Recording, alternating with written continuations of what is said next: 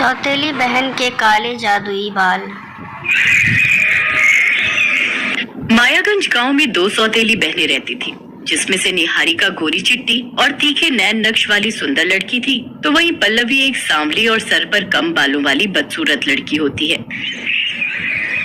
माँ बालों में लगाने वाला तेल कहाँ है?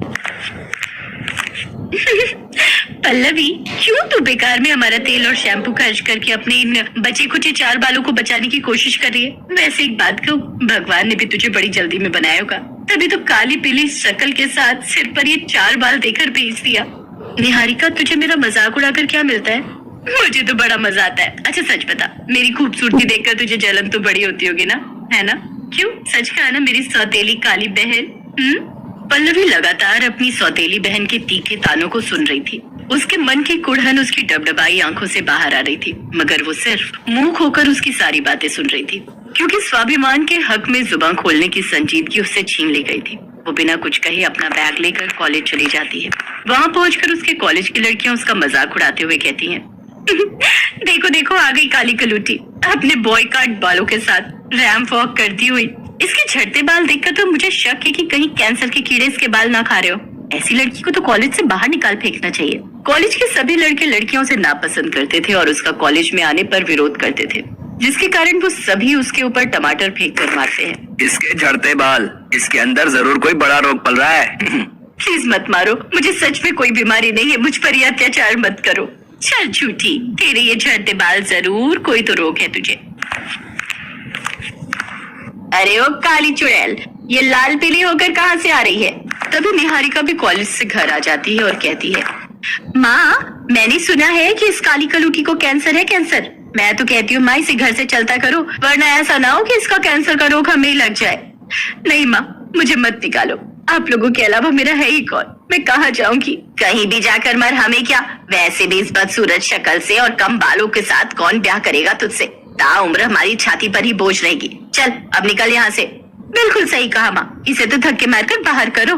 फिर वो दोनों धक्के मारकर बेचारी पल्लवी को निकाल देती हैं। पल्लवी रोती हुई जंगल की ओर चली जाती है। काश कि मैं पैदा होते ही मर जाती। ये काला रंग और कम बाल तो मेरे लिए श्राप बन गए। हर कोई मुझसे नफरत करता है। आज कॉलेज में मुझ पर वार हुआ है। सौतेली माँ ने भी घर से निकाल दिया। कल को समाज वाले भी मेरा बहिष्कार कर देंगे। माँ तुम कहाँ हो? क्या तुम्हें अपनी बेटी पर जरा भी दया नहीं आती? मेरा दुख क्यों नहीं देख पा रही हो तुम? पल्लवी का दुख उसकी आंखों से लगातार बह रहा था। सूरज ढलने के साथ ही अंधेरा छा जाता है और पल्लवी एक पेड़ के नीचे बैठी वहीं जंगल में सो जाती है।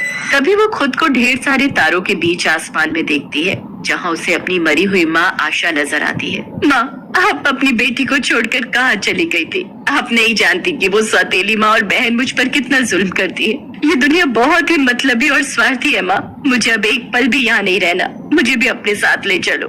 पल्लवी बेटा, मैं तुझे लेने नहीं बल्कि इस ओछेपन को मिटाने आई हूँ जिसने तेरे इस मन को घेर रखा है। तभी आशा के अंदर से एक तेज प्रकाश उत्पन्न होता है और वो पल्लवी के अंदर समा जाता है। उस तेज प्रकाश के पल्लवी में समाते ही उसके सिर पर लंबे घने रेशमी बाल आ जाते हैं, साथ ही उसका रंग गोरा हो जाता है। अपने इस नए रूप में पल्लवी बेहद खूबसूरत लग रही थी। तभी आशा कहती है, पल्लवी ये लंबे बाल अब तुम्हारा स्वाभिमान और श्रृंगार है, और अब जब कभी भी तुम इनसे मदद मांगोगी तो ये बढ़ चढ़कर तुम्हारी मदद करेंगे। अरे वाह, मेरे बाल तो सचमुच के लंबे बाल हो गए हैं और मेरा रंग भी गोरा हो गया। अब तो मुझे वापस अपने घर जाना चाहिए। कुछ देर बाद वो अपने घर पहुंचती है। वहां पहुंचकर जैसे ही उसकी सौतेली माँ और बहन उसके लंबे घने बालों और गोरा रंग देखकर हैरान हो जाते हैं। माँ, निहारिका देखो मेरे बाल लंबे हो गए हैं। कल रात में जंगल में सो रही थी तो मेरी माँ मेरे सपने में आई और उन्होंने अपनी शक्ति से मुझे ये जादुई लंबे बाल दिए हैं। क्या जादुई लंबे बाल? पहले तू हमें अपने इन जादुई बालों से कोई करामात करके दिखा, तो ही यकीन होगा हमें। ए मेरे जादुई लंबे बाल, दिखा दे अपना कमाल। जैसे ही पल्लवी ऐसा कहती है तभी उसके बालों से एक प्रकाश उत्पन्न होता है और उसमें से ढेरों नोटों की गड्डियां निकलने लगती हैं। अरे वाह मेरी पल्लवी, मेरी बच्ची, मैं तो तुझे बेकार ही खोटा सिक्का समझती थी। लेकिन तू तो खजाना निकली। मेरी बच्ची इन बालों के साथ और गोरे रंग के साथ कितनी खूबसूरत लग रही है। नजर ना लगे मेरी लाडो को किसी की। बेटा, जो भी हुआ उसे भूल जा। देख, परिवार में तो ये सब चलता ही रहता है। अब तो तू यहीं रहेगी हमारी।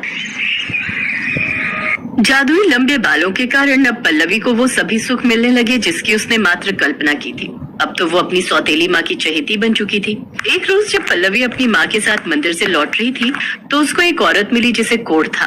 कोई मेरी मदद करो। क्या हुआ माँ जी, क्या परेशानी है आपको? अरे पल्लवी, हाथ मत लगा इस बुढ़िया को। देख नहीं रही इसे कोढ़ है, कहीं तुझे ना फैला दे। और अगर एक बार कोढ़ हो गया तो पूरे शरीर में फैलते देर नहीं लगती फिर। कुछ नहीं होगा मुझे माँ, डरो मत। बेटा, मुझे इस कोढ़ ने जकड़ रखा है। मैं हर रोज इससे सड़ कर मर रही हूँ। मुझे इस रोग से मुक्ति दिला दे और एक नया जीवन दे दे।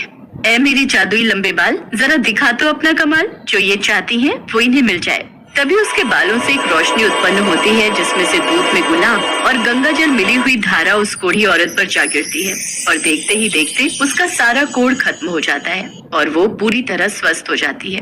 तुम्हारा बहुत बहुत शुक्रिया बेटा, आज तेरी वजह से मुझे नया जीवन मिला है। भगवान तुझे हमेशा खुश रखे। इसके बाद पल्लवी घर चली जाती है। उसके यहाँ अक्सर पीड़ित और दुखी लोगों का आना जाना लगा रहता, लेकिन पल्लवी किसी को भी खाली हाथ नहीं जाने देती और सबकी मदद करती। ये सब देख निहारिका को उससे बहुत जलन होती है।